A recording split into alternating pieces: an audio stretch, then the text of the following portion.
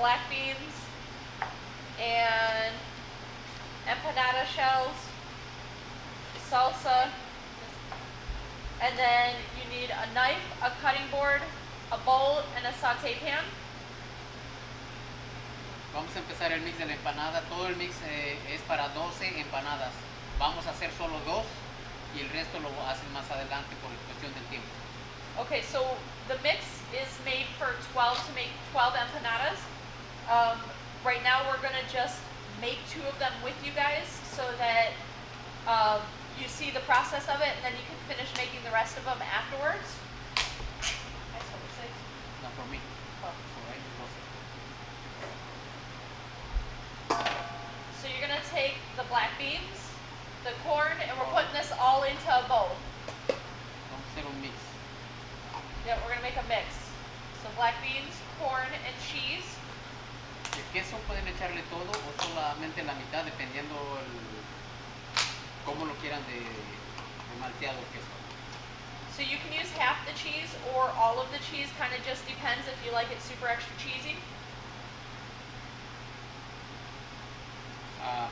En su bolsa lleva comino molido, solamente un pinch. So we sent you a little container of cumin. All you need is a little pinch. Do not use all of it. It was just hard to measure out a pinch. De gallo. Mandamos un jalapeño, no lleva todo, dependiendo lo spicy que les guste. Pero para él solamente una tablespoon es suficiente. Okay, so we're gonna make a quick pico de gallo. What we did is he sent you a whole jalapeno again because it's hard to send you a little piece of it. Don't feel like you have to use all of it. You need about a tablespoon of chopped up jalapeno. And if you never use this, this is the end you want to cut. This is the end with the seeds. It gets more spicy as you go up the jalapeno. So you want to go this direction. Ok, solo vamos a cortar todo dice, delgadito. Si pudiésemos hacerlo al tamaño de la corn o del frijol, sería perfecto. Okay, so he's saying when you cut it up, you want to dice it up. If you can make it about the same size as the corn or the black beans, that's going to be ideal, so everything is about the same size inside. Ok, vamos a cortar.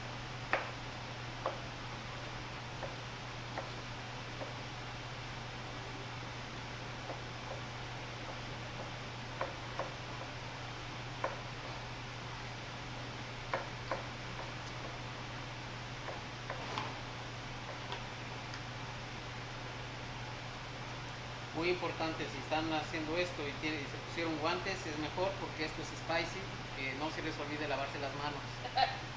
Don't put your hands in your eyeballs. That's what he said. Just kidding. He said, if you're cutting jalapenos, it's always a good idea to wear gloves if you have them. If not, the oils are going to stay on your hands even after you wash them, so be careful.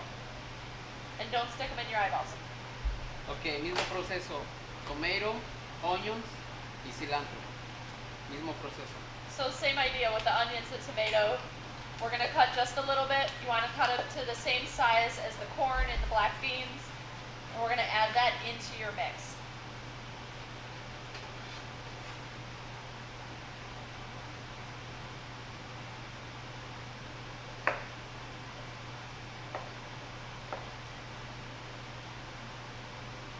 Be careful with that. You don't want them to cut you by accident.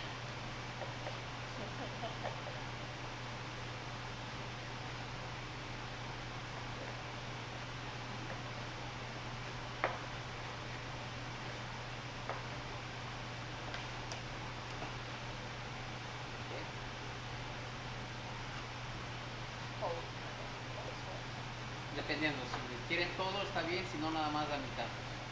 So for the tomato, the onion, you can use half. If you like it more chunky on your salsa, you could definitely put more in there. We used about half of what we had. Cilantro solamente lo de las puntas, que son todas las hojitas. So cilantro, we're going to cut just like we did for the spring rolls. And you want to just use the leaves. You do not want to get the stems in there at all. Ok, vamos a mix todo. a good mix.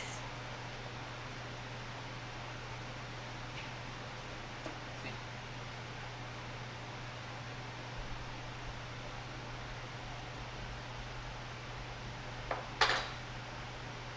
Solamente una wedge. So we want the juice of about a wedge. So not very much.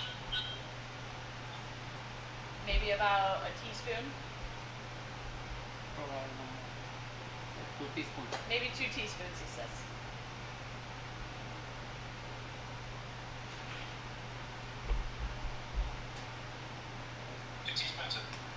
Yeah.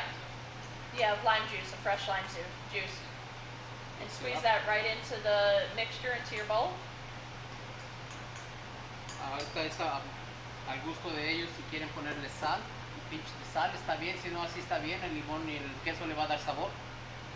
So if you want to add a little bit of salt at this point, you can definitely do a little taste test.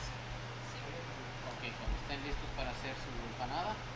All right, we're getting ready for the empanadas, to make the empanadas. Ok, vamos a poner dos cucharadas de mix. So we're going to put about 2 spoonfuls right in the middle of it. Dependiendo de la cuchara que tenga, si es muy grande solo una, si es medium, 2. So if you have a small spoon, 2 scoops. If it's a big spoon, 1 scoop. It's got to stay in the middle. Okay. Vamos a doblarlo bien a la mitad, como haciendo una quesadilla. So you fold it in half like a quesadilla. Vamos a presionar todas las orillas.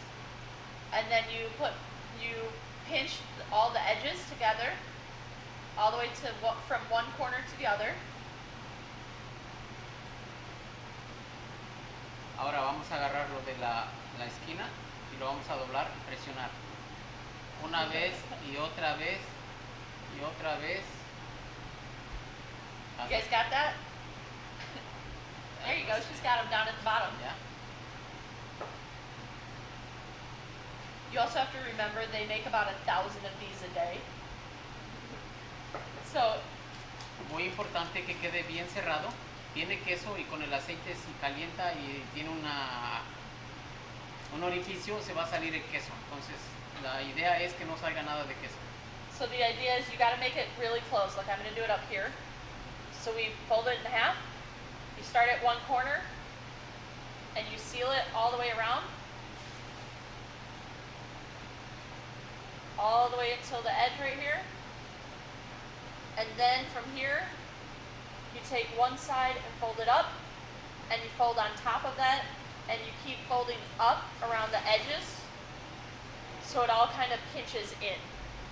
You can see that piece. Este es el final. Like this. All right.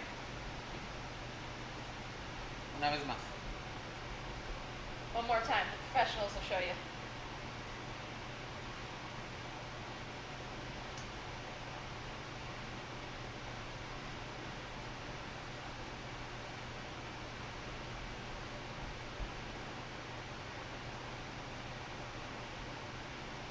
¿Ok? Y empezamos nuevamente a presionar toda la orilla. So as you're turning and pushing in, you're also pushing down so it sticks.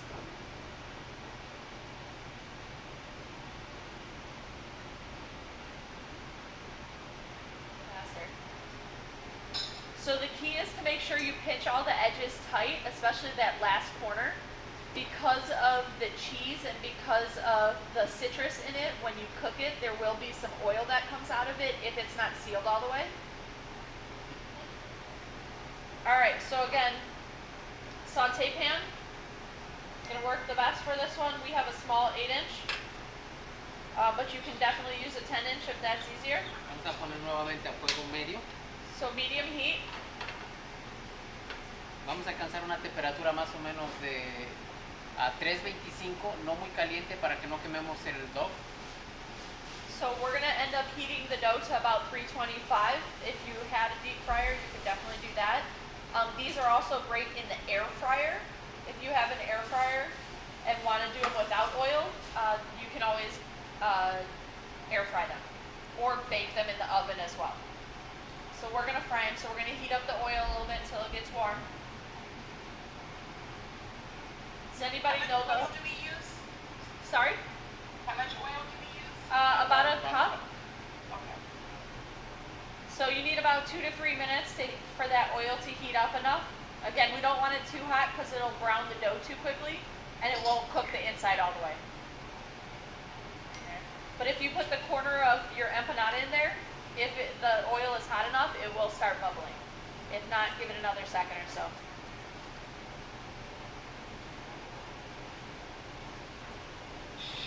How many minutes do you guys bake in the air fryer? So if you're going to put them in the air fryer, we recommend about 350 for anywhere from 10 to 14 minutes. Bake these? You can bake them. Yep. If you'd prefer to bake them in the oven, 350 for about 15 minutes. Okay. Just in case. Yeah. The idea is to keep them out of the microwave because you want them to stay crispy. So you don't want anything that's going to be moist heat.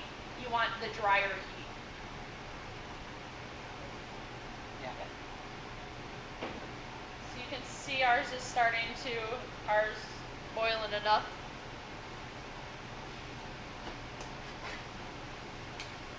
Be careful, the oil is hot. If you're doing the oil with the kids, just watch them. So, la idea de esta empanada solamente es alcanzar un golden brown. Cuando está golden brown el dog, adentro del filling está calientito, warm, listo para comer. So the idea with this is we just want to get it a light brown, and then the filling is going to warm up, and then it's ready to eat. And it only takes about 2 minutes on each side.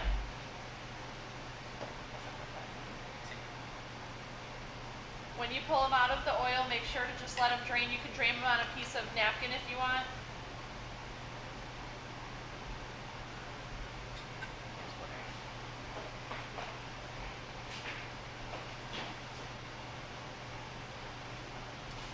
Vamos a cortar uno.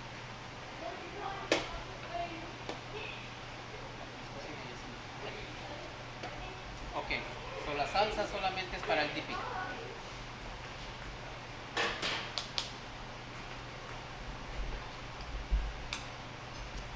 So we already made the sauce for you. So that's really the dipping sauce. It's a salsa roja that we make here in house.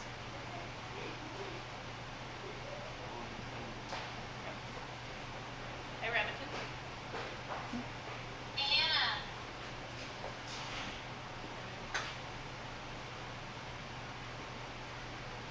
They smell delicious. Smelling, tasting, flavor is good.